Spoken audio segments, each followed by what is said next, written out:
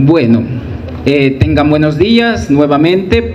Este día para mí es un placer acompañarlos en esta clase, siempre con la parte de las bacterias de importancia médica, en la que vamos a estudiar pues un orden de bacterias gram negativas que prácticamente son un grupo muy heterogéneo de bacterias que en su gran mayoría dentro de los bacilos gram negativos son los mayormente implicados en infecciones en los seres humanos. Aunque también se darán cuenta de que estos miembros del orden de los enterobacterales también, a pesar de que pueden causar enfermedad en los seres humanos, muchos de ellos son miembros de la microbiota humana normal, que pueden estar colonizando diferentes sitios anatómicos, pero como lo establece su nombre, al llamarse enterobacterales, nos da a entender a dónde es que principalmente colonizan estas bacterias. ¿A dónde se imaginan que colonizan estas bacterias cuando se comportan como miembros de la microbiota normal? En el intestino. Anteriormente esta clase, si más no me equivoco, se manejaba como familia Enterobacteriaceae. Ahora lo vamos a manejar desde el término orden de los enterobacterales por la reclasificación taxonómica que esta bacteria ha tenido en los últimos años, particularmente pues desde la pandemia hasta nuestros días prácticamente se hizo una reestructuración de lo que es este orden. Anteriormente fíjense que era orden de los enterobacteriales, a donde la antigua familia Enterobacteriaceae estaba incluida, pero ahora con esa reclasificación es que se le dio un nuevo nombre al orden. Ahora se llama orden de los enterobacterales y las familias nuevas que se han agregado aparte de la familia Enterobacteriaceae que se sigue manteniendo. Lo vamos a ver más adelante según veamos la clasificación taxonómica de esta familia, de este orden, perdón. Como ustedes se darán cuenta, bueno, tenemos los objetivos, que eso los pueden consultar en su programa de estudio. Les ruego que guarden silencio y que traten de poner atención porque realmente la clase es bastante extensa, ¿verdad? Y depende así como se comporten, quizás les puedo dar las diapositivas o no, ¿verdad? Así que por lo menos anoten o traten de anotar lo más importante de lo que se está mencionando acá para que les sirva pues a la hora de las evaluaciones. Ahora bien, vamos a hablar algunas generalidades de este orden de los enterobacterales que, como ya habían mencionado, número 23, ¿ya? Número 23. Bueno, dentro de las generalidades de este orden de los enterobacterales, ya había mencionado de que es un bacilo gram negativo, anaerobio facultativo, pero que tiene metabolismo fermentativo, ¿sí? Y particularmente todos estos miembros del orden de los enterobacterales son bacterias fermentadoras de glucosa. Ya tuvieron una clase de bacterias gram negativas en donde ustedes estudiaron el género Pseudomonas, si más no me equivoco, el género Burkholderia, vieron el género Stenotrophomonas. Fíjense bien que todos esos géneros anteriormente mencionados, que son bacilos gram negativos, ellos tienen metabolismo oxidativo. En cambio, estas bacterias tienen metabolismo preponderantemente fermentativo. Ahora, estas bacterias son distribuidas ampliamente en la naturaleza.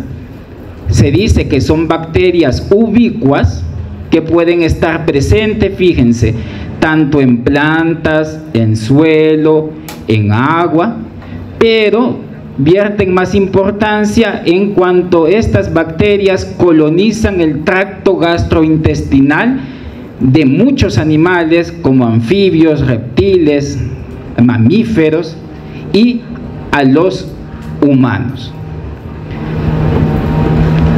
como les decía, algunas de estas bacterias que pertenecen al orden de los enterobacteriales, hay géneros en los cuales se consideran que estas bacterias son patógenos primarios. Es decir, que cuando se aíslen de muestras clínicas, obviamente se va a pensar de que hay un cuadro infeccioso porque ellos deben de causar enfermedad. ¿Cuáles géneros? Para nuestra fortuna, solamente tenemos 3 géneros pertenecientes al orden de los enterobacteriales que se consideran patógenos primarios. El primero es el género Salmonella, el género Shigella y el género Yersinia.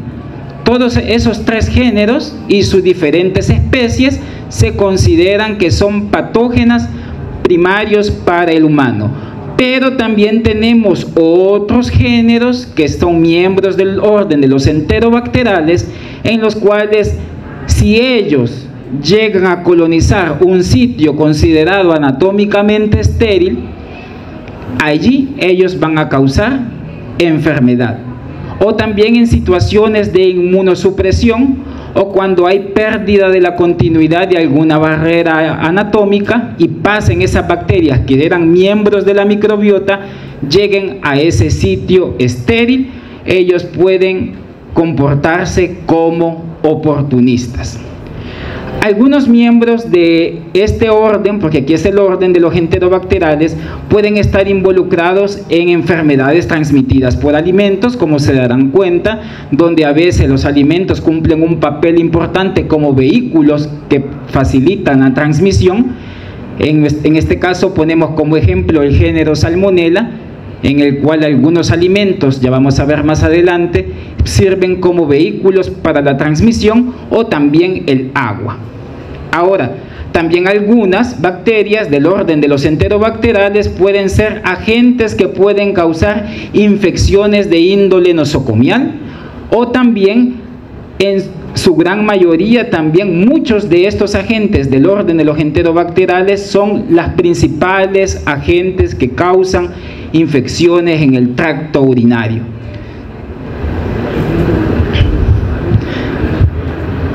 Salmonella, Shigella y Yersinia. Se dice que es del 70 al 80% de los agentes que causan infecciones en el tracto urinario prácticamente pertenecen a este orden de los enterobacteriales. Entonces, fíjense que el origen de las infecciones que estas bacterias gram negativas pueden causar pueden provenir de diferentes lugares. Uno, pueden ser que estas bacterias provengan de reservorios animales, como por ejemplo las aves de corral en el caso de Salmonella, o también en algunos animales como los puercos en el caso de las yersinias, por ejemplo, particularmente Yersinia enterocolítica. Otros pueden ser que los humanos, para algunos enterobacteriales, se pueden comportar como portadores crónicos, en el que tenemos casi como ejemplo el hecho de que Salmonella serotipo TIFI puede permanecer crónicamente habitando lo que es la vesícula biliares y excretándose la bacteria en la materia fecal de esos portadores crónicos. Y otra situación también que no hay que olvidar, como decíamos, que estos miembros de los enterobacteriales son miembros que pueden estar colonizando lo que es el intestino, y si por A o B situación la mucosa intestinal se llegara a romper por alguna laceración o no sé, algún traumatismo en alguna cirugía o por una perforación intestinal, la materia fecal, ¿qué pasaría? ¿Saldría a dónde? ¿A la cavidad? ¿Cuál es la cavidad que rodea casi todos los órganos internos aquí a nivel del abdomen? Pues sí, pero el espacio peritoneal, vea. Entonces el peritoneo, si esa materia fecal llegara a llegar al peritoneo, pues obviamente va a causar una peritonitis, Y ese es un ejemplo que se pone en algunos libros referente a una diseminación de carácter endógeno. Endógeno porque esas bacterias están como miembros de la microbiota en la mucosa intestinal. Bueno, también hay que recordar que en el caso de Yersinia pestis, si ustedes se recuerdan o si lo han escuchado, pues también un reservorio animal que está involucrado en la transmisión de la enfermedad son los roedores. Ahora, les mencionaba que lo que conocíamos como familia Enterobacteriaceae anteriormente, particularmente en las últimas 2 décadas, esta familia ha sufrido cambios morfogenéticos significativos y particularmente pues en los últimos 2 años ha habido una reclasificación como tal a través pues de las nuevas técnicas de biología molecular, y se ha sugerido de que lo que conocíamos anteriormente como familia Enterobacteriaceae se subclasificara o se dividiera en más familias, y esas familias pues van a pertenecer al orden de los enterobacterales.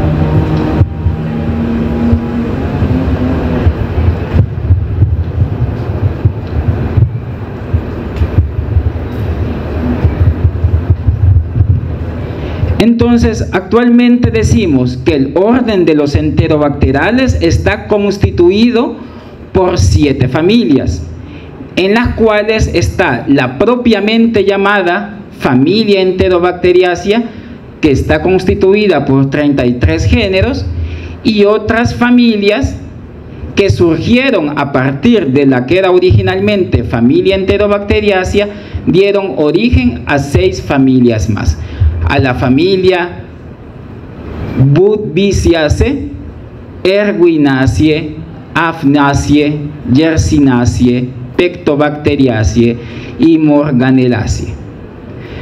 Ahora, la gran mayoría, casi siempre, van a quedar de las bacterias gram negativas que causan enfermedades en los seres humanos. Buena parte, casi siempre, van a estar contenidas en la propia familia Enterobacteriaceae.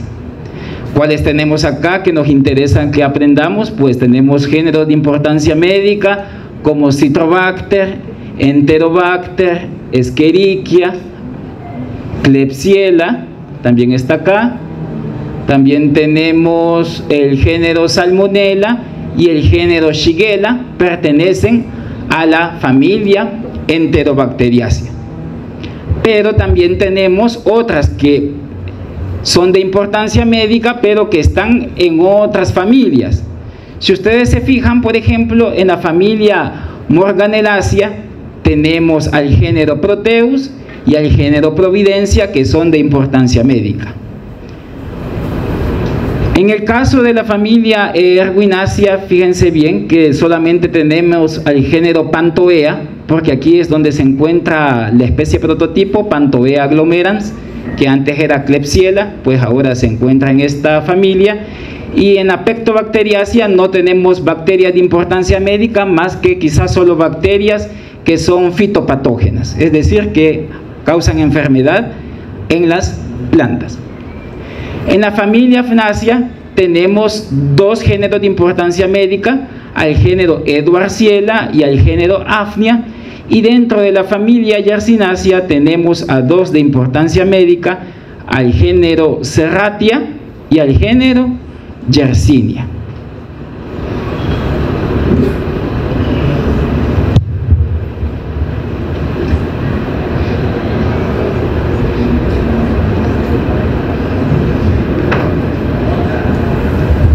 Entonces, prácticamente les he mencionado como los géneros principales de importancia médica o que están involucrados casi siempre acuatos a nivel de los seres humanos. Esta presentación, como les digo, si se portan bien, pues se la voy a pasar y van a ver ustedes dónde está ubicada cada una de esas bacterias que hemos mencionado. También tenemos, como les mencionaba al inicio, de que estas bacterias son ubicuas, es decir, que pueden estar en diversos nichos ecológicos, en los cuales ya mencionamos que pueden estar presentes en agua, pueden estar presentes en plantas, pueden estar presentes en animales, y en animales algunos se pueden comportar como patógenos, otros pueden ser miembros de la microbiota en los seres humanos, y otros pues también pueden comportarse como patógenos primarios o como patógenos oportunistas, y otros que se encuentran en el ambiente. Esto para que nos llevemos la idea de que es cierto de que se llaman enterobacteriales porque muchos están involucrados o son parte de la microbiota del intestino, pero también tenemos otro montón de géneros que pueden ubicarse en diferentes nichos ecológicos diferentes al ser humano. Ahora, vamos a mencionar las características fenotípicas que son comunes para este orden, ¿sí? Es decir, todas aquellas características que las comparten y que son evidentes casi siempre a nivel de pruebas de laboratorio. La primera y más lógica es la morfología y la reacción al Gram, que quiere decir de que todos estos miembros de los enterobacteriales, todos son bacilos gram negativos, como habíamos dicho. Son anaerobios facultativos, no formadores de esporas, y como les había dicho, son bacterias fermentadoras. Ahora, ¿qué tienen en común? De que todos los géneros pertenecientes a este orden de los enterobacteriales son fermentadores de este carbohidrato, de la glucosa. No son microorganismos nutricionalmente exigentes, es decir, que ellos casi que crecen en los medios de laboratorio habituales o rutinarios, como el agar sangre, el agar chocolate, el agar McConkey, el agar tripticasa soya, caldo tripticasa soya, etc. Algunos, fíjense, pueden ser móviles o inmóviles. Vamos a ver en medida vayamos detallando cuáles son inmóviles y cuáles son móviles. Por ejemplo, si fueran móviles, como en el caso de Escherichia, el género Escherichia, el género Proteus y el género Salmonella, prácticamente su movilidad es dada por flagelos perítricos. ¿Qué era eso de flagelos perítricos que les mencionaron en una clase? Que se encuentran rodeando todo el cuerpo de la bacteria. O algunos son inmóviles, como por ejemplo el género Klebsiella o el género Shigella, también son bacterias inmóviles. Todas estas bacterias son oxidasa negativas, ¿sí? Que esto lo van a realizar en el laboratorio, esta prueba de tamizaje, la prueba de la oxidasa, y solamente dentro de este orden de los enterobacteriales tenemos que plesiomonas, si ustedes se recuerdan, lo vimos acá, plesiomonas, este género es oxidasa positivo. En cambio, casi que todos los demás géneros involucrados son oxidasa negativos. Ahora, también fíjense en la clasificación taxonómica de que este pobre género no está ubicado actualmente en ninguna familia. O sea, él está literalmente huérfano todavía por este momento, ¿verdad? Y por otras situaciones, no solamente fenotípicas, como el hecho de que sea oxidasa positivo, sino hay otras cuestiones filogenéticas que no lo han podido colocar en una familia como tal.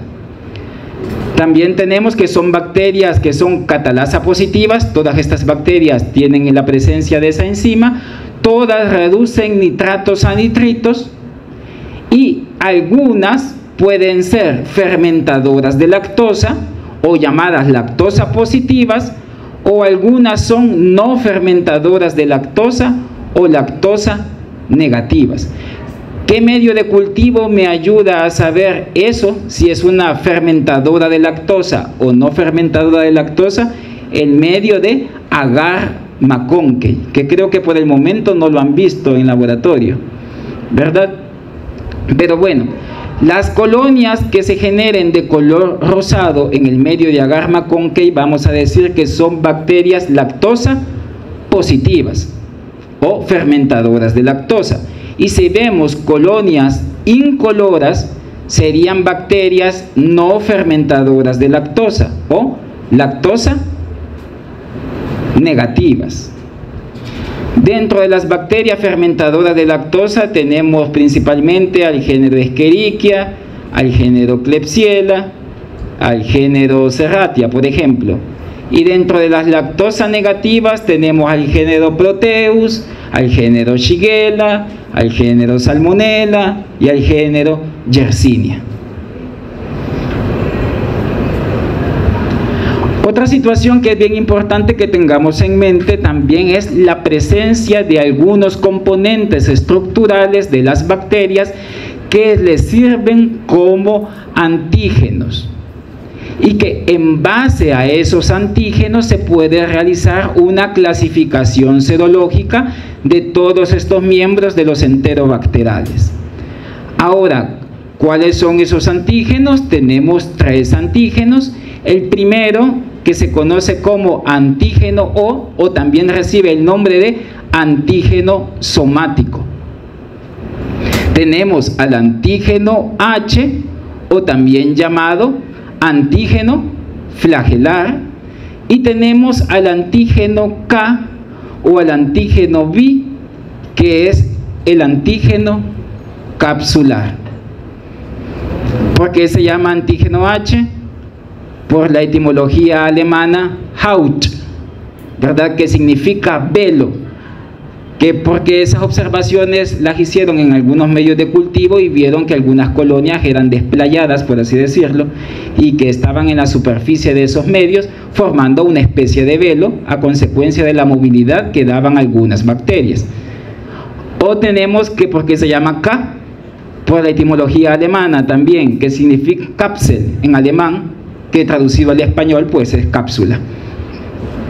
O esto, fíjense, antígeno B también viene de virulencia, y no sé por qué es que prácticamente a los antígenos capsulares que son de Salmonella se les conoce más con el nombre de antígeno B que de antígeno K, pero lo vamos a dejar acá como que es prácticamente sinónimo, ¿verdad? Antígeno B, antígeno K, es estar hablando siempre de antígenos capsulares. Ahora, el antígeno O, ¿a dónde está ubicado el antígeno O? El antígeno O está ubicado, fíjense bien, en el lipopolisacárido, en el antígeno polisacárido O.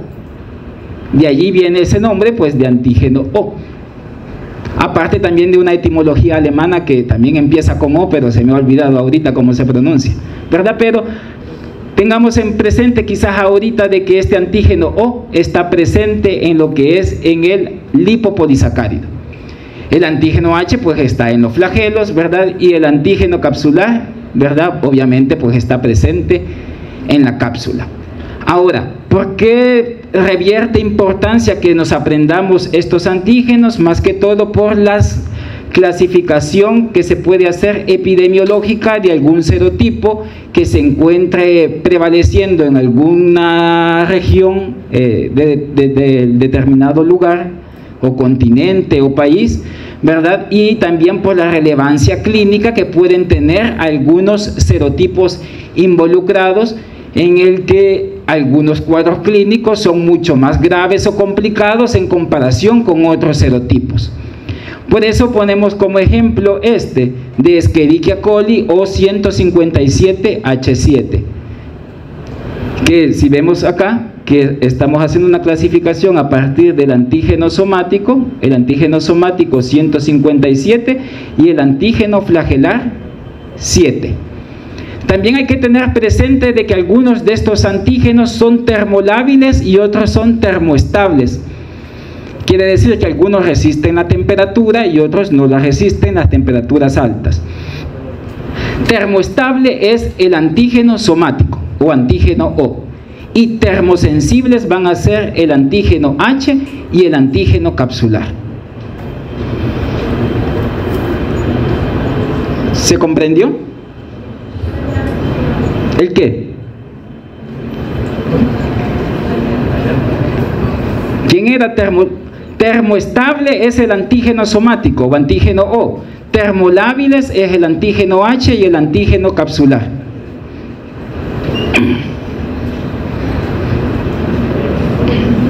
Ahora tenemos dentro del orden de los enterobacteriales algunos factores de virulencia que son comunes para todos este tipo de bacterias, en donde el más evidente quizás, y no por decirlo, uno de los más importantes es el lipopolisacárido, el LPS, que se encuentra en la cara externa de la membrana externa y que prácticamente está presente, si ustedes se recuerdan, en todas las bacterias gram negativas, y que la porción tóxica de ese lipopolisacárido es, ¿quién? El lípido A, exacto. El lipopolisacárido se comporta también como una endotoxina, como habíamos mencionado, un potente activador del complemento, también es un buen estimulador de algunas interleuquinas, ¿verdad? Más que todo interleuquina 1 como interleuquina pirógena, etcétera. También tenemos que algunas enterobacteriáceas, ¿verdad? O enterobacterales, perdón, pueden poseer cápsula. El ejemplo prototipo que ponemos de miembro de los enterobacterales que forman cápsula es una que ya vieron en el laboratorio, Klebsiella, ¿verdad? El género Klebsiella, que vemos en el laboratorio ese aspecto mucoide a consecuencia de su cápsula. También tenemos otro mecanismo que tienen, y la cápsula, ¿para qué le sirve a las bacterias? Prácticamente es para evitar la fagocitosis, exacto. La variación de fase antigénica o antigénica de fase, dependiendo de la traducción que vean en algunos libros, no quiere decir más que la habilidad que puede tener la bacteria para poder expresar o suprimir algún antígeno presente en ella. Más que todo puede ser el antígeno O el antígeno H, dependiendo que si el individuo ya empezó a formar anticuerpos neutralizantes contra esos antígenos, ¿qué haría la bacteria? Suprime la expresión de esos antígenos, entonces ya los anticuerpos, por ejemplo, ya no se podrán unir a esos respectivos antígenos. Entonces, por eso decimos que esa variación antigénica de fase vierte mucha importancia prácticamente como un mecanismo que va de la respuesta mediada por anticuerpos, es decir, la del tipo humoral. También tenemos sistemas de secreción tipo 3, que no es más que una especie de jeringa molecular, como ya se lo habrán mencionado en alguna clase, en las cuales las bacterias van a secretar a través de esa jeringa molecular algún tipo de toxina o exoenzima. También tenemos otras proteínas que pueden ser secuestradoras de algunos factores de crecimiento, particularmente de lo que es el hierro. ¿Cómo se le llaman a esas proteínas producidas por las bacterias que son quelantes de hierro o que capturan el hierro? Se le conoce con el nombre de sideróforos, exacto. Y dentro de esos sideróforos que tienen los enterobacteriales se mencionan algunos ejemplos como la enterobactina y la aerobactina, que prácticamente lo que harán es quitar el hierro que está presente en el grupo hemo, por ejemplo, de la hemoglobina o de la mioglobina, o tal vez también de proteínas transportadoras de hierro como la lactoferrina y la transferrina, que ustedes ya saben la función que tienen esas proteínas en el ser humano. Otra situación importante es que también, al igual que otros géneros bacterianos, pues estas bacterias pueden desarrollar mecanismos de resistencia ante algunos antibióticos, y la licenciada de Magaña pues les explicó muy bien los mecanismos por los cuales estas bacterias pueden adquirir esos mecanismos de resistencia, ya sean algunos que pueden ser mediadas por plásmidos o por islas de patogenicidad. No sé si tenemos alguna duda hasta el momento. Seguimos, vaya. Entonces, vamos a hablar de Los géneros quizás que están más involucrados a procesos infecciosos en los seres humanos, y dentro de ellos vamos a hablar del género Escherichia. Aquí la especie prototipo, que se me ha escapado ponerle en cursiva, es la especie coli, ¿verdad? Escherichia coli es la especie prototipo porque es la más ampliamente estudiada, ¿verdad? No solo en la bacteriología como tal, sino para también muchas situaciones que se ha ocupado esta especie. Ahora, Escherichia coli, fíjense, es miembro de la microbiota humana normal, es parte de la microbiota del intestino. Si ustedes recordarán, Escherichia coli prácticamente más que mala es buena, porque ella ayuda a la síntesis de algunas vitaminas, como la vitamina K, como algunas vitaminas del complejo B, que nosotros no las podemos sintetizar, entonces las bacterias lo hacen, Escherichia coli, y nos ayuda, ¿verdad? Ahora, pero cuando Escherichia coli abandona lo que es la luz intestinal, por ejemplo, por X o Y situación, y llega a algún sitio anatómicamente estéril, ella se puede comportar como un patógeno oportunista. Ahora, ella también ha sido incriminada a múltiples cuadros clínicos, ¿verdad?, que pueden afectar casi cualquier sitio cuando ella abandone donde ella estaba presente, ¿verdad? Y puede causar pues cuadros de sepsis cuando llega al torrente circulatorio, infecciones del tracto urinario cuando abandonan la mucosa colónica pues y llegan a la uretra y causando infecciones del tracto urinario. Algunas pueden causar infecciones de tejidos blandos y de heridas, ¿verdad? Y tenemos algunas, fíjense, que pueden causar neumonías y meningitis. Pero cuando hablamos que Escherichia coli cause neumonías, prácticamente son neumonías de índole nosocomial. No estamos hablando de neumonías adquiridas en la comunidad. Y también pues los cuadros de meningitis, cuando se dan pues prácticamente por Escherichia coli, es preponderantemente en recién nacidos, no en personas adultas. La serotipificación del género Escherichia coli se hace en base a dos antígenos, que ya vimos cuáles son. Algunos de ellos es el antígeno O y el antígeno H. Ambos antígenos se utilizan para la serotipificación de Escherichia coli. Y como habíamos mencionado, en el medio de Agarmacónquei, esta bacteria se comporta como una bacteria lactosa positiva, ¿verdad? O fermentadora de lactosa. Ahora, tenemos especies, bueno, o tenemos, mejor dicho, patotipos de Escherichia coli que son propiamente patógenos, o sea que ellos pueden causar enfermedad en los seres humanos. La gran mayoría de estos patotipos, que algunos se denominan patotipos diarrogénicos, ¿verdad?, son 6 patotipos que están involucrados en la producción de ¿qué sería si se llaman diarrogénicos?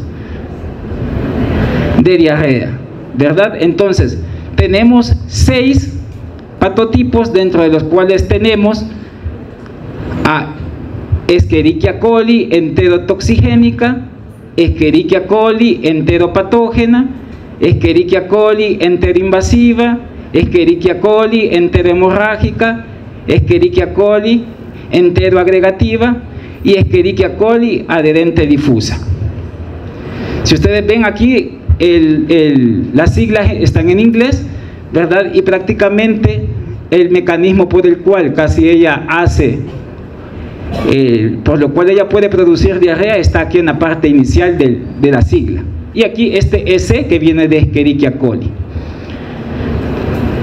También se pueden tener otros patotipos que pueden estar involucrados ya no en la producción de diarrea, como estos los diarrogénicos que tenemos acá, sino otros que pueden causar infecciones a nivel del tracto urinario, que se le denominan UPEC, ¿verdad? Y los que pueden causar cuadros de meningitis y de sepsis se le denominan MNS.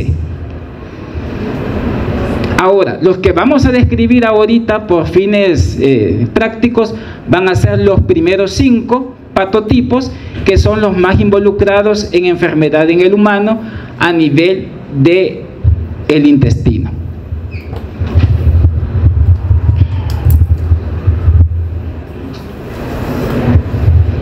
El primer patotipo que tenemos es Escherichia coli enterotoxigénica, que este patotipo lo que pasa es que se encuentra prevalentemente en países en vías de desarrollo, así como nosotros, y que para que este patotipo de Escherichia coli llegue a causar enfermedad en el humano, se necesitan dosis infectivas altas. Por eso dice acá, se necesita inóculos altos.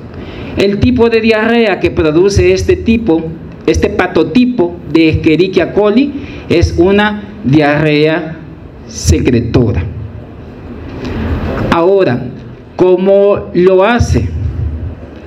Primero, Escherichia coli llegará a lo que es a la luz intestinal y en los enterocitos a través de algunos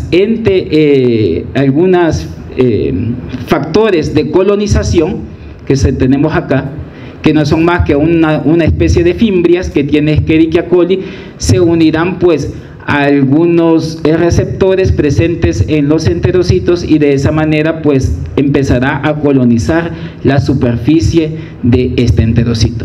Como se llama enterotoxigénica, la actividad prácticamente de ella está mediada por toxinas. Y tenemos dos tipos de toxinas: las toxinas que son termoestables, ¿verdad? Y las toxinas que son termolábiles.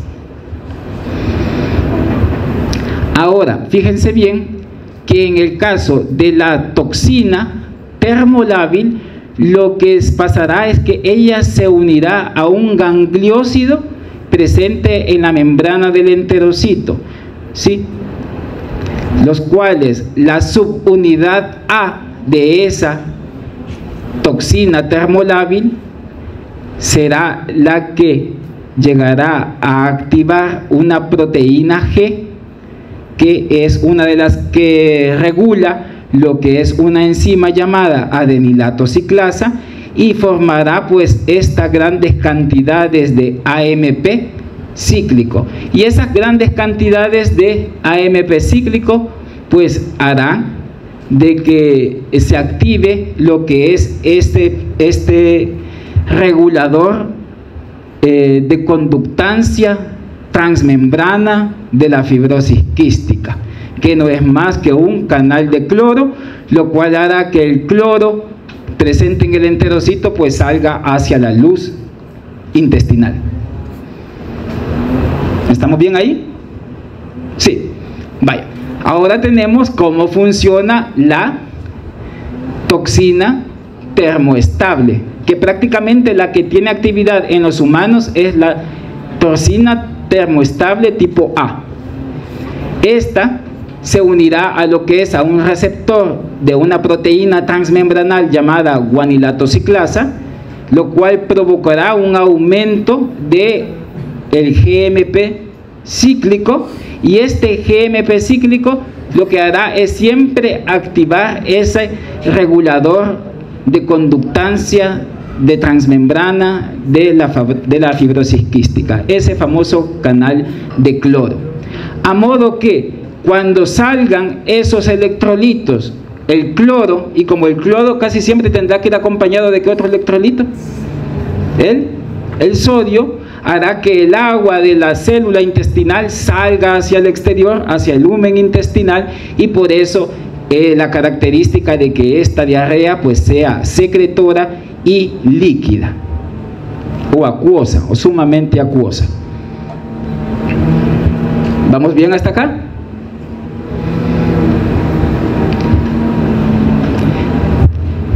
También tenemos el otro patotipo involucrado, el cual es Escherichia coli enteropatógena.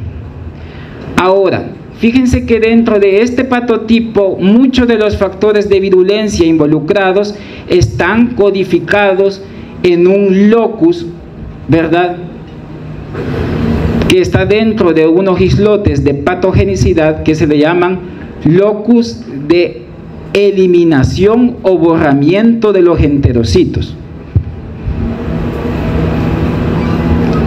También este patotipo de Escherichia coli se puede clasificar en formas típicas, ¿verdad?, y atípicas en función de un plásmido que codifica factores de adherencia en Escherichia coli, y que pues esos factores de adherencia pues son los que ayudan a la colonización de esta bacteria en la membrana de los enterocitos. Ahora, fíjense, esta bacteria comparte muchos factores de virulencia con otro patotipo que vamos a ver más adelante, ¿verdad?, con el patotipo de Escherichia coli productor de toxina Shiga. Comparte lo que son algunos mecanismos, no todos, ¿verdad? Pero propiamente quedémonos con los que son propios de la Escherichia coli enteropatógena. Ahora, esta Escherichia coli enteropatógena tendrá en su superficie unas adhesinas que serían los pilis tipo 5, o también llamados BFP, que son los pilis formadores de haces, los cuales harán de que se unan estos pilis también con otras bacterias, siempre del mismo patotipo de Escherichia coli enteropatógena, y formarán lo que algunos denominan como microcolonias en la superficie del enterocito. ¿Sí? Ahora, a través de los sistemas de secreción tipo 3, esta bacteria también puede inyectar lo que son algunas toxinas, ¿verdad? Y también esta bacteria posee lo que es un receptor también de adherencia que se llama de intimina. Ahora, esta intimina se va a unir a un receptor llamado TIR, que si más no me equivoco significa receptor de intimina translocasa. Entonces, ese receptor TIR, tipo TIR, lo que hará es polimerizar la actina que está presente debajo de la membrana del enterocito, y causando prácticamente una reorganización del citoesqueleto por medio de esa polimerización y acúmulos de actina, o polimerización de acúmulos de actina debajo de la membrana del enterocito, provocando un borramiento o destrucción de las microvellosidades presentes en el enterocito. Ahora, ese tipo de borramiento pues se le conoce como una lesión tipo AE, lesión de anclaje, destrucción y borramiento de los enterocitos, como ven acá. Aquí en este esquemita, no sé si lo alcanzan a ver, prácticamente lo que ya ha sucedido es un borramiento del borde de cepillo de los enterocitos, a consecuencia de los mecanismos que ya mencioné. Entonces, al alterar o destruir esas microvellosidades, ¿verdad?, del borde de cepillo de los enterocitos, ocurrirá lo que es una mala absorción de los líquidos en el enterocito y producirá una diarrea de tipo secretora. ¿Vamos bien hasta acá? Receptor tipo TIR, así ya llamémoslo, porque la verdad que ya entré en duda cómo se llama, pero sí, si más no me equivoco, es un receptor de intimina translocasa, así se llama.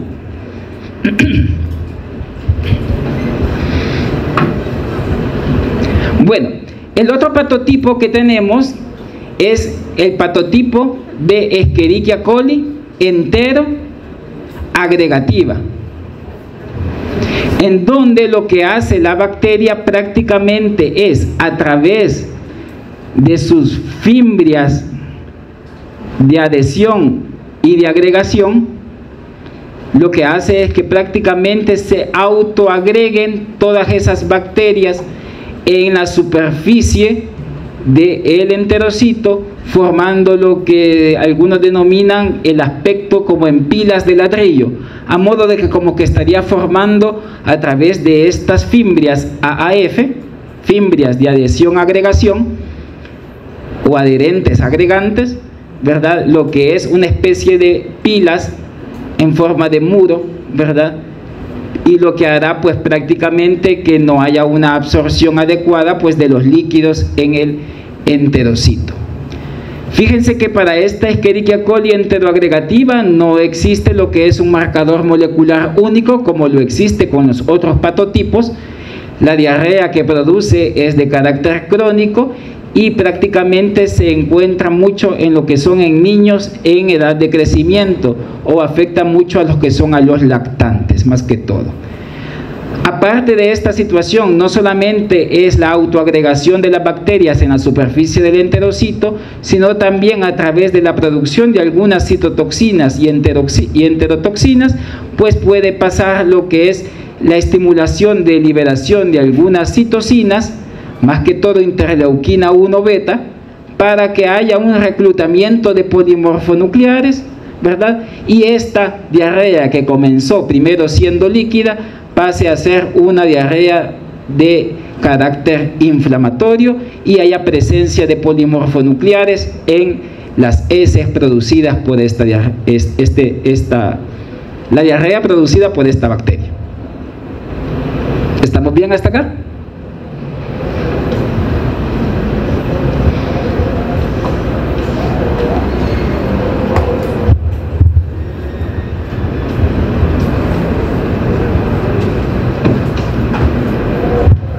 El otro patotipo que tenemos es la Escherichia coli productora de toxina Shiga. Fíjense que la nomenclatura de este patotipo ha sido bien controversial y en varios textos lo van a encontrar con otros nombres. Ahora, acá la tenemos como Escherichia coli productora de toxina Shiga, pero algunos le llaman Escherichia coli productora de la enzima verotoxina,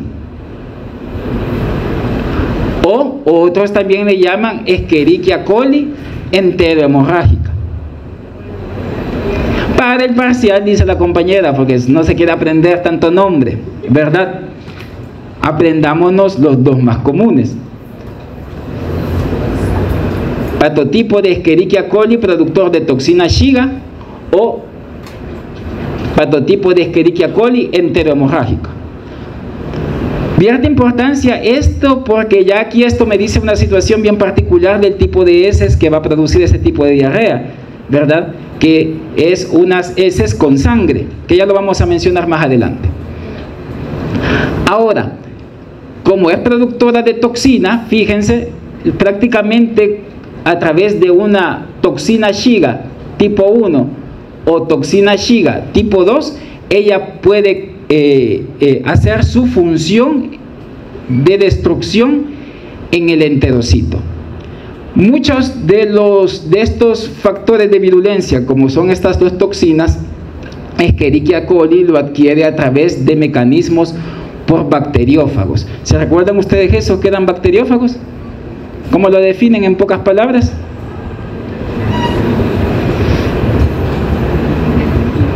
¿Qué son los bacteriófagos? No.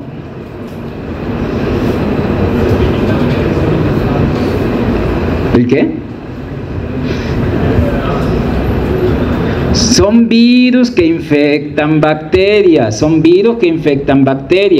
Y acuérdense que hay bacteriófagos que tienen ciclos líticos y hay bacterias que tienen ciclos lisogénicos. Los bacteriófagos que hacen ciclos lisogénicos son aquellos en los que puede incorporar en el genoma bacteriano un fragmento del DNA que va en los ácidos nucleicos que lleva ese bacteriófago. Esa es una recapitulación de la clase de la ligmagaña, ¿verdad? Ahorita solo me interesa de que estas toxinas Shiga tipo 1 y tipo 2 es que se adquieren a través de ese tipo de bacteriófagos lisogénicos. La toxina Shiga es un tipo de toxina conocida como toxina AB, que ya lo han de haber escuchado, si más no me equivoco, con Corynebacterium diphtheria, ¿verdad? La toxina también del Vibrio cholera también es una tipo AB, y la toxina Shiga es un prototipo AB, en donde hay una porción A y una porción B, ¿verdad? Una porción que es la que hace la actividad y una porción que la que se une a los receptores, ¿verdad?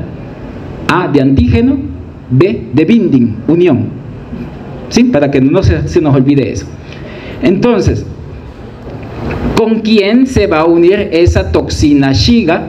Se va a unir con un glicolípido que se encuentra en la superficie del enterocito, que se llama glicolípido GB1. Ahora, la porción A de la toxina Shiga, ya sea 1 o 2, se va a unir al ARN 16S presente en los ribosomas, y los cuales provocará al unirse que no se dé lo que es el inicio de la síntesis proteica en las bacterias. Entonces, en pocas palabras, lo que hace estas toxinas es inhibir la síntesis de proteínas dentro de los enterocitos, y por ende pues habrá lo que es muerte celular. Algunas cepas tienen un comportamiento similar, como les había dicho, con los patotipos de Escherichia coli, enteropatógena. Lo único que la propia, que es enteropatógena, no produce toxinas Shigas. En cambio, esta Escherichia coli enterohemorrágica sí produce toxina Shiga y los otros factores de virulencia que tiene la Escherichia coli enteropatógena. El serotipo más frecuentemente asociado a cuadros graves de Escherichia coli enterohemorrágica es el patotipo es el serotipo O157H7. Es el que más frecuentemente asociado a cuadros graves, y lo que causa prácticamente este patotipo de Escherichia coli enterohemorrágica es, como dice su nombre, colitis hemorrágica. Es decir, lo que es la producción de un tipo de diarrea caracterizada por la presencia de sangre y de mucus. Ahora, una complicación que puede darse casi en el 10% de los pacientes que son infectados por este patotipo de Escherichia coli es que les puede dar lo que es un síndrome hemolítico urémico. ¿Y por qué dará eso? Porque fíjense que la toxina puede salir también a la circulación sistémica. Entonces ella se puede unir a otros glicolípidos que se encuentran más que todo en el endotelio de los glomérulos renales. Y entonces prácticamente el síndrome hemolítico urémico se caracteriza por la aparición de un tipo de insuficiencia renal aguda, ¿verdad? Lo que es también de una trombocitopenia, ¿verdad? Y otras microangiopatías en el individuo. Entonces, el síndrome hemolítico urémico o urémico hemolítico, dependiendo cómo lo vean en las traducciones, es una complicación que se da por la Escherichia coli enterohemorrágica o productora de toxina Shiga. ¿Se comprendió? Y tenemos, creo que esta es la última, la Escherichia coli enteroinvasiva. Fíjense que este patotipo de Escherichia coli enteroinvasiva es tanto frecuente en países desarrollados como en vías de desarrollo, o sea, se encuentra en los dos tipos de países. Ahora, para nuestra fortuna, hay serotipos que únicamente cuando se detectan en algún paciente que tenga algún tipo de diarrea producida por Escherichia coli, pues son muy reducidos. En este caso, pues son los serotipos O124, O143 y O164. ¿En base a qué antígeno han hecho esta clasificación? ¿Antígeno? Somático, ¿verdad? Antígeno somático. Aquí ya no ocuparon el antígeno flagelar, si se fijan, para la clasificación de estos serotipos. Las propiedades patogénicas que tiene esta bacteria se dicen que son muy similares a las que se producen en Shigella, como lo vamos a ver, y que esta bacteria es capaz de destruir el epitelio o los enterocitos que se encuentran a nivel de colon, y lo que genera es una diarrea acuosa que puede evolucionar a disentérica. ¿Qué era eso de diarrea de tipo disentérica? ¿Cómo? No, como agua de arroz es la de cólera. Ese es con sangre y mucus. No solo es sangre, también lleva mucus. Entonces, ¿cómo hace su invasión lo que es esta bacteria a los enterocitos? Es que primero tiene que entrar a través de un mecanismo de transocitosis, a través de las células M presentes en la placa de Peyer en el intestino. Ahora, después de que entró a la célula M, esta puede ser fagocitada por un macrófago. Ahora, se puede dar lo que es la replicación intracelular de esta bacteria en lo que es dentro del macrófago, ¿verdad? Y salir después a invadir a través de la lámina basal de los enterocitos, invade o penetra el enterocito, por así llamarlo, por la parte inferior, si ustedes se fijan acá, utilizando lo que son algunos receptores como IPA-B, ¿verdad?, presente en la membrana de Escherichia coli enteroinvasiva.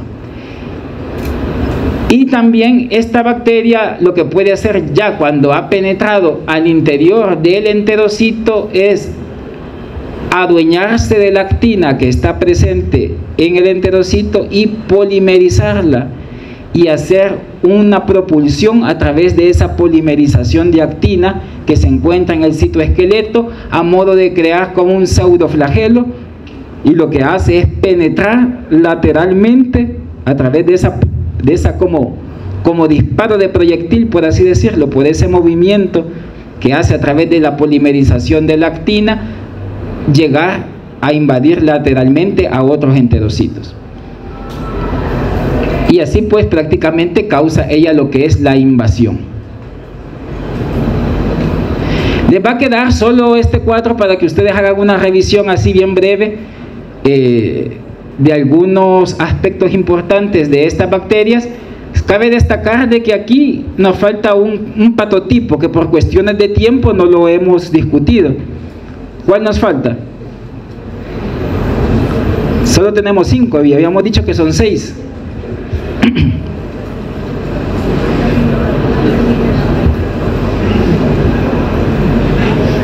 El patotipo de Escherichia coli adherente difusa. Ese es el que hace falta.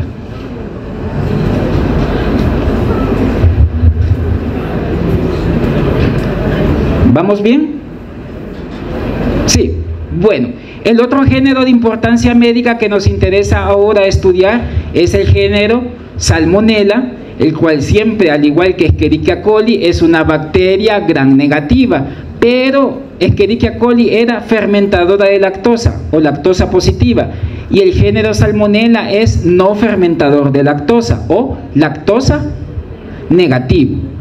Es un microorganismo móvil, al igual que Escherichia coli, pero tiene una característica de que produce cantidades de sulfuro de hidrógeno, los cuales son evidentes en algunos medios de cultivo, como el agar Salmonella shigella, que ustedes lo pueden ver acá, que la producción de colonias con centro negro, como lo ven acá, es indicativo de que esta bacteria ha producido sulfuro de hidrógeno. O también en el laboratorio lo van a ver a través del agar 3 azúcares y hierro, también es indicativo de que la bacteria produce sulfuro de hidrógeno. Tenemos que la clasificación taxonómica actual de esta bacteria mantiene únicamente lo que son 2 especies, Salmonella entérica y Salmonella Bongori, pero de importancia médica prácticamente es la especie entérica la que nos interesa. La bacteria Salmonella puede ser tipificable a través de sus 3 antígenos, de su antígeno, ¿qué era este? Capsular, su antígeno somático y de su antígeno flagelar. Ahora nos pueden dar más de 2.400 serotipos que pueden estar involucrados bueno, no involucrados en enfermedad propiamente en el humano, sino que son serotipificables como tal. Para nuestra fortuna, los serotipos que causan enfermedad al humano son relativamente pocos. La confirmación de los serotipos de Salmonella entérica que causan enfermedades en los seres humanos se hace a través de pruebas de aglutinación en las que se utilizan antisueros policlonales. ¿Qué es sinónimo de antisuero? Ya tuvieron una discusión, creo yo, de esto. Anticuerpos, ¿verdad? Anticuerpos. Cuando digamos antisuero es sinónimo de anticuerpo, de carácter policlonal. Los diferentes serotipos, los diferentes serotipos que pertenecen más que todo a Salmonella entérica no pueden ser identificables por reacciones bioquímicas convencionales a nivel de laboratorio. Entonces prácticamente la confirmación de los serotipos se tiene que hacer con base al uso de antisueros policlonales.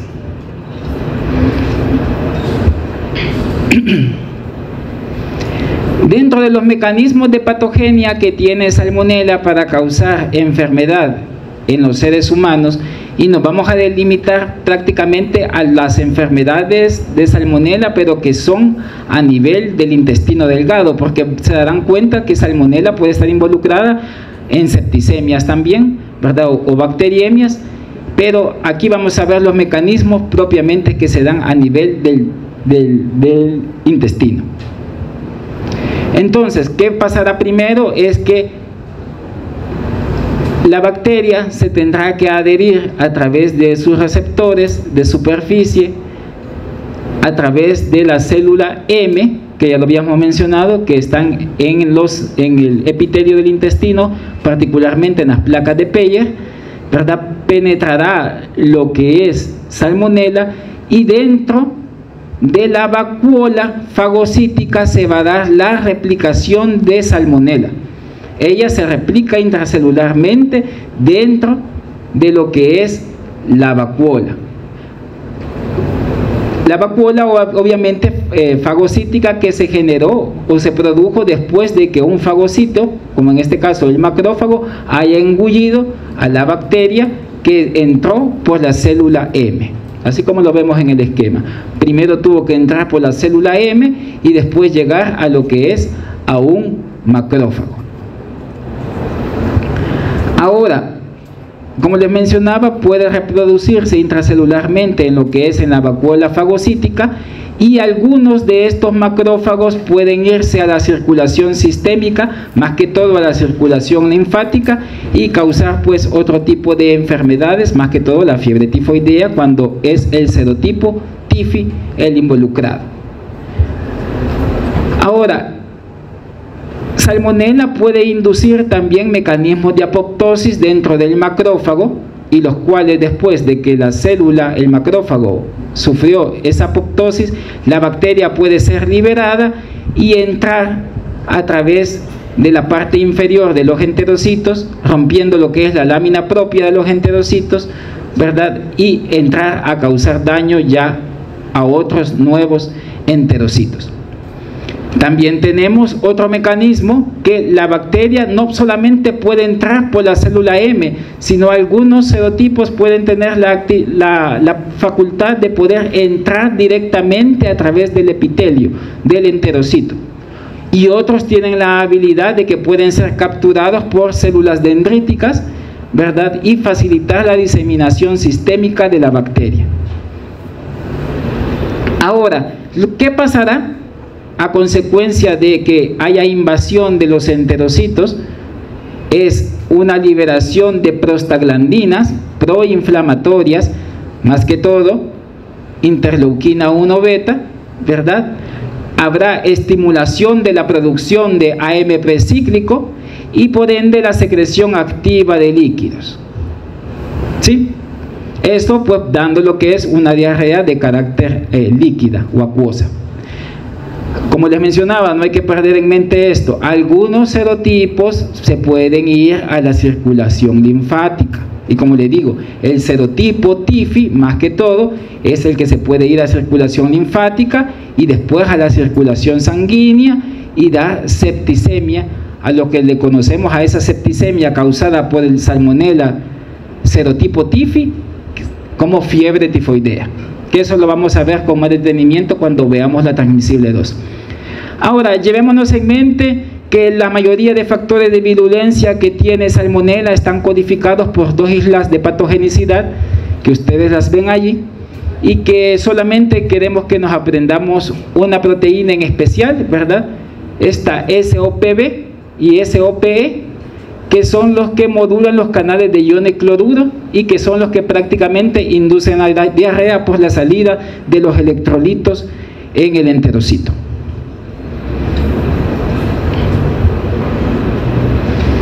Ahora, fíjense que esta bacteria Salmonella puede colonizar casi que a todos los animales, y al humano también, por ende, lo puede colonizar. Hay serotipos, fíjense, que están muy bien adaptados y que solamente le pertenecen al ser humano. Y de esos serotipos solo tenemos 3 serotipos: serotipo TIFI, serotipo para TIFI A, para TIFI B y para TIFI C. Son los que están adaptados muy bien únicamente al ser humano. Hay otros serotipos que los pueden tener otros animales y que le pueden causar también enfermedad en el humano. En el caso particular de Salmonella serotipo TIFI, puede producir lo que es en algunos seres humanos la aportación asintomática de carácter crónico a nivel de la vesícula biliar, y se puede quedar ahí multiplicando y reproduciendo la bacteria por un montón de tiempo en la vesícula biliar y excretarse perennemente esa bacteria a través de la materia fecal y contaminar lo que son alimentos y aguas. Entonces, esto es lo que nos referimos a un portador crónico, es decir, un portador que es asintomático, que ya pasó la enfermedad, pero que crónicamente se ha quedado portando lo que es el serotipo TIFI de Salmonella en la vesícula biliar. La Salmonella se puede adquirir también por la ingestión de alimentos contaminados, por eso era que decíamos que la salmonelosis como tal es considerada una enfermedad transmitida por alimentos, como lo habíamos dicho al inicio. Y fíjense que para que un paciente pueda tener fiebre tifoidea a causa de Salmonella serotipo TIFI, la dosis infectiva es relativamente baja en comparación de las dosis que se necesitan para los cuadros de gastroenteritis producidos por serotipos que son no TIFI. Ahora, ¿qué enfermedades pueden causar en el humano? Una, ya mencionamos, fiebre tifoidea. ¿Causada por quién? Por Salmonella serotipo TIFI. Fiebre paratifoidea, producida por Salmonella serotipo para TIFI A y para TIFI B. Algunos pueden producir cuadros de septicemia, ¿verdad?, como Salmonella serotipo TIFI, y también Salmonella serotipo cholerazuis puede producir cuadros de septicemia. Y tenemos también gastroenteritis, que a las gastroenteritis producidas por salmonelas que son no TIFIs se le llama salmonelosis. Ojo, no se vayan a confundir. Todas las gastroenteritis que son causadas por salmonelas no tifosas o no TIFI o no tifoídicas se le denominan salmonelosis. ¿En qué alimentos se encuentran involucrados? Como ustedes verán más adelante en algún momento de las transmisibles, es a través del consumo de carne contaminada de aves de corral, en huevos, más que todo, que no están cocinados, ¿verdad? O huevos que no están pasteurizados también para la elaboración de algunas mayonesas, por ejemplo. Fíjense bien aquí los serotipos que tenemos que están involucrados causando enfermedad en los seres humanos, en donde algunos ya dijimos que son patógenos específicos o exclusivos de los seres humanos, donde decíamos el serotipo TIFI y el serotipo para TIFI A, para TIFI B y para TIFI C. Ahora, pueden haber otros serotipos de que tienen otro tipo de animal como reservorio, como Salmonella choleraceus en los puercos, ¿verdad? O el serotipo Dublin, en el que son las cabras, ¿verdad? Pulorum, por ejemplo, en algunas aves de corral, Gallinorum también en aves de corral, y el Brandenburg en las ovejas, por ejemplo. Y aquí van a tener a la par la enfermedad que causa en cada uno de los individuos. ¿Sí?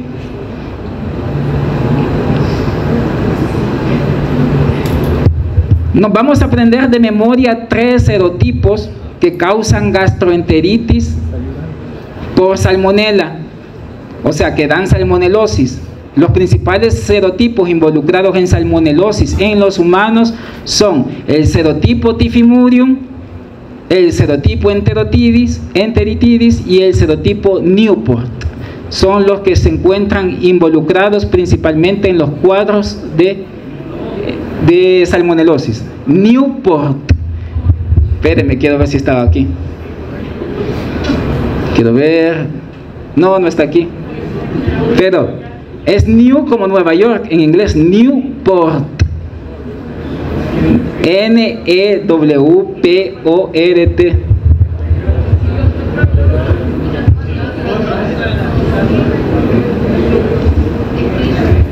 El otro ya lo habíamos dicho, Tifimurium, serotipo Tifimurium, serotipo enteritidis y el serotipo Newport son los principales serotipos involucrados en la producción de salmonelosis. Bueno, y cuando dé la diapositiva se los prometo, y se los voy a escribir quizás en chiquito. Oye, tenemos el género Shigella, que es el que vamos a estudiar a continuación, el cual es también siempre un bacilo gram negativo, pero que al igual que Salmonella es no fermentador de lactosa, o sea, lactosa negativo, es un bacilo inmóvil, es decir, que no posee flagelos, al igual que todos los enterobacteriales son cepas que fermentan la glucosa y no son productoras ni de dióxido de carbono ni de sulfuro de hidrógeno, como lo vimos en el caso de Salmonella. Ahora, Salmonella se puede clasificar en 0 grupos, ¿verdad? Antigénicamente hablando, a través de el antígeno somático o presente en el lipopolisacárido en 4 serogrupos: el grupo A, grupo B, grupo C y grupo D, y en cada grupo tenemos a la especie representativa de cada uno de esos serogrupos. Shigella dysenterie para el grupo A, Shigella flexneri para el grupo B, Shigella boydii para el grupo C y Shigella somnei para el grupo D, grupo C para Shigella boydii. Entonces, a través de antisueros policlonales, como les decía, por reacciones de aglutinación, se hace lo que es la serotipificación de Shigella.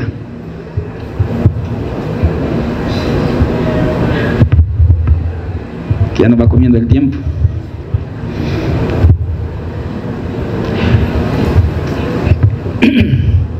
Bueno, entonces vamos a ver aquí los mecanismos de patogenia que causa Shigella, que es muy similar a un tipo un patotipo de Escherichia coli que ya vimos, en los cuales prácticamente ella va a llegar a colonizar lo que es el epitelio del colon, ¿verdad? Y ellas van a tener que penetrar a lo que es a través también de las células M, ¿verdad? A través de receptores específicos que lo que hacen es que modulan lo que es los micropliegues que hay en el enterocito para que ellas puedan ser engullidas a través de esas células M. Los receptores pueden ser estos receptores que ustedes ven acá, IPA A, IPA B, IPA C e IPA D. Entonces, después de que por transocitosis hizo ese paso a través de la célula M, puede llegar a lo que es reproducirse o multiplicarse en el interior de los macrófagos. Pero esta replicación lo hace en el citoplasma del macrófago, no lo hace en la vacuola, como lo vimos que lo hacía ¿quién? Salmonella, ¿verdad? La replicación de Salmonella dentro del macrófago era a través de la vacuola fagocítica.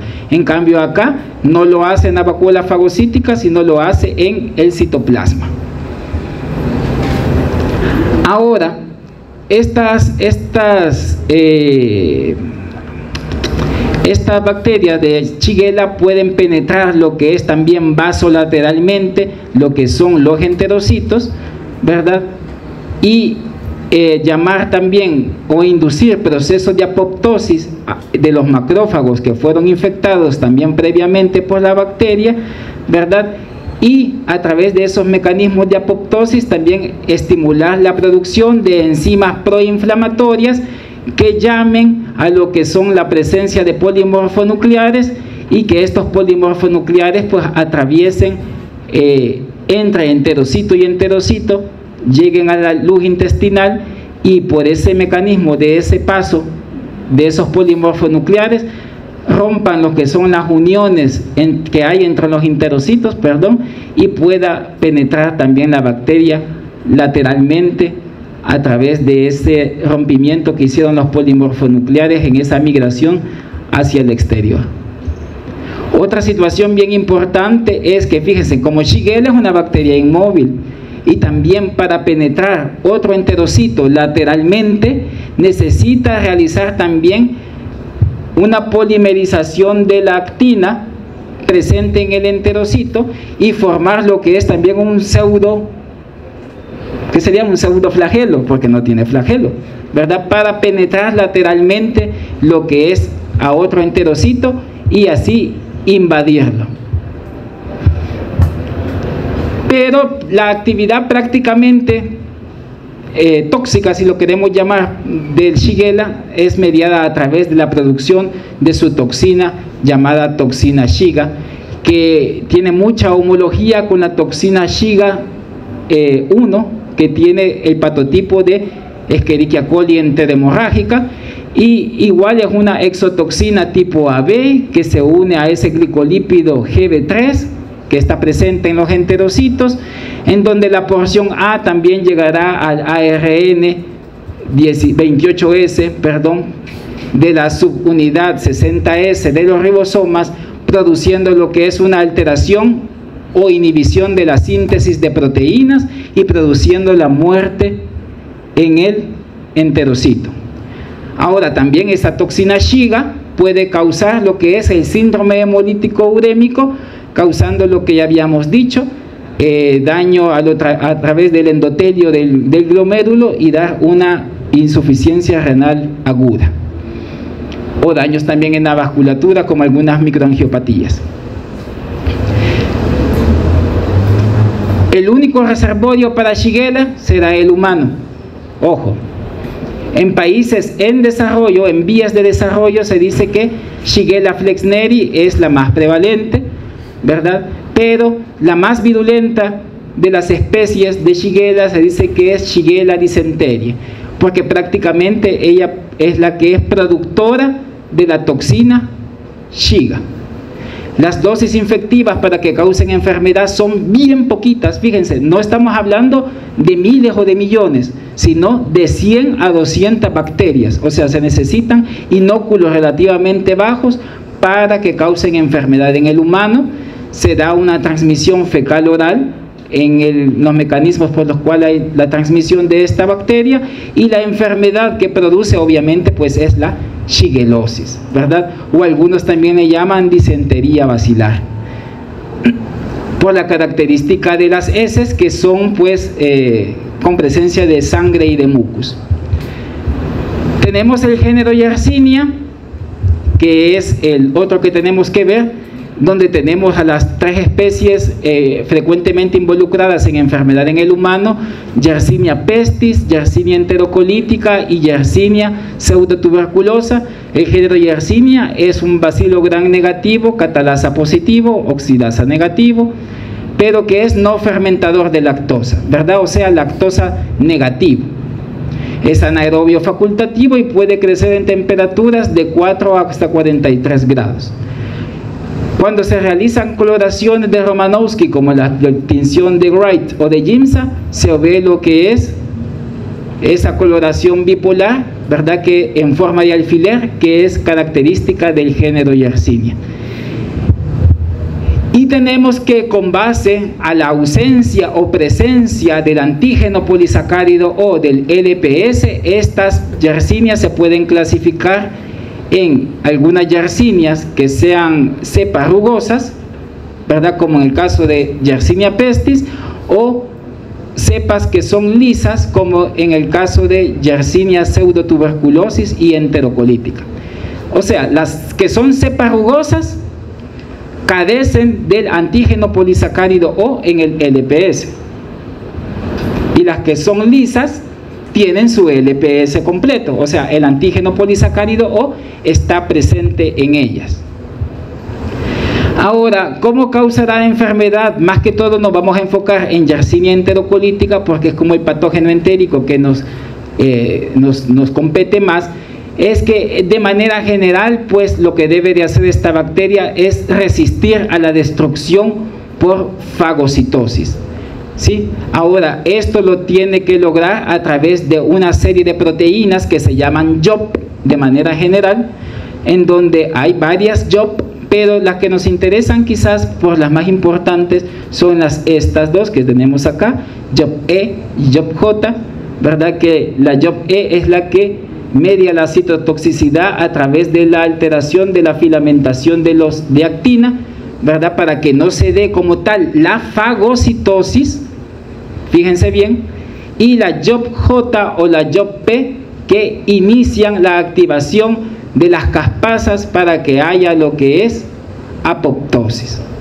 Bueno, propiamente lo que hace es activar al factor de transcripción nuclear kappa B, ¿verdad?, para que luego se activen las caspasas e inducir apoptosis. Y también a través de una serie de enterotoxinas también puede causar lo que es lesión a nivel de los enterocitos.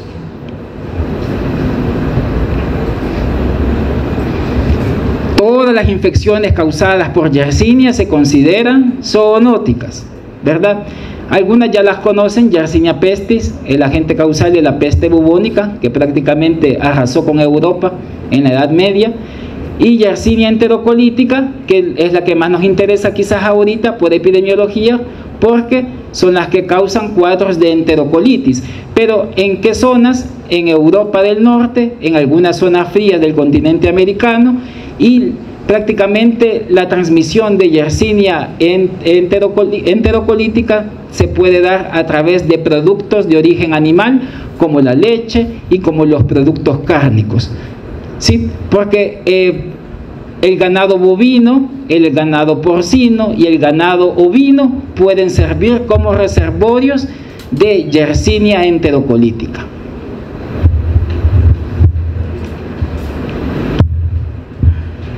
Sí, sí es larga, pero creo que mucha de la información que va a quedar aquí para los géneros que vamos a estudiar está contenido acá, la verdad, y ya es más breve. Klebsiella, que ya la vieron ustedes, que en este caso siempre es gram negativo, pero es fermentador de lactosa. Bacteria encapsulada, que ya lo vimos, que porque genera lo que son colonias mucoides, decimos que es capsulada como tal, ¿verdad? Es un microorganismo inmóvil, y las principales especies que causan enfermedad en los seres humanos es Klebsiella pneumoniae y Klebsiella oxytoca, y que causa las siguientes enfermedades, ¿verdad? Esas son las más importantes. Y en la transmisible 2 les van a hablar de Klebsiella granulomatis, ¿verdad? Como agente causal también de una enfermedad de transmisión sexual, como es el granuloma venéreo. Enterobacter es otra también enterobacteria, ¿verdad?, o enterobacteral, que prácticamente la especie más estudiada o que se aísla más es Enterobacter cloacae, y que puede causar enfermedades oculares, cutáneas, meningitis, bacteriemias, algunos tipos de neumonía o infecciones también del tracto urinario. Es muy similar fenotípicamente hablando a algunas especies de Klebsiella, más salvo que Enterobacter es móvil y Klebsiella no lo es, ¿verdad? Y que tienen la ornitina descarboxilasa como una enzima que sirve para la diferenciación. También tenemos el género Proteus, que es un bacilito gram negativo, fermentador no fermentador de lactosa, o sea, es lactosa positiva. Las principales especies involucradas es Proteus mirabilis y Proteus vulgaris. Produce sulfuro de hidrógeno en mayores cantidades en comparación de cómo lo hace el género Salmonella. Es una bacteria sumamente móvil por sus flagelos perítricos, y por esa movilidad tan grande e evidente que tiene esta bacteria en los medios enriquecidos como el agar sangre o el agar chocolate, se observa ese fenómeno que se le llama fenómeno de oleaje o fenómeno de trepada, le llaman algunos libros, en como ven como que fueran ondas expansivas de la colonia, por así llamarlo, que es a consecuencia de este fenómeno de la alta movilidad que tiene esta bacteria. ¿Sí? Es una bacteria que se caracteriza porque tiene también la presencia de una enzima que se llama enzima ureasa. ¿Y qué pasa cuando esta bacteria, Proteus, llega al tracto urinario? Es que ella puede utilizar la urea presente en la orina como sustrato y formar grandes cantidades de amoníaco, lo cual hace que el pH de la orina se alcalinice y haya formación de cristales de estruvita, ¿verdad? O en nuestro medio le conocemos como cristales de fosfato triple. Entonces, lo que hace esa precipitación de esos cristales por ese ambiente alcalino y ese pH alto, pues hace la formación de lo que conocemos como cálculos renales, puede producir cálculos renales. Entonces, por eso tenemos que el género Proteus está involucrado en infecciones del tracto urinario, en litiasis urinaria, que es como se le conoce realmente a los cálculos, ¿verdad? Urinarios, daño renal permanente, puede también causar bacteriemia o también cuadros de sepsis.